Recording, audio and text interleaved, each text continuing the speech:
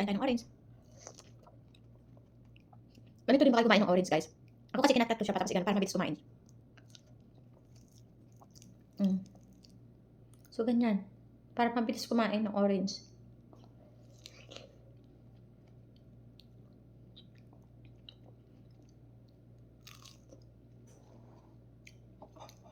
Galing sa Egypt na orange, matamis po yun. Sobrang tamis. 2 linggo lang namin yung 4 na karton yun, ha. Yun lang. Bye!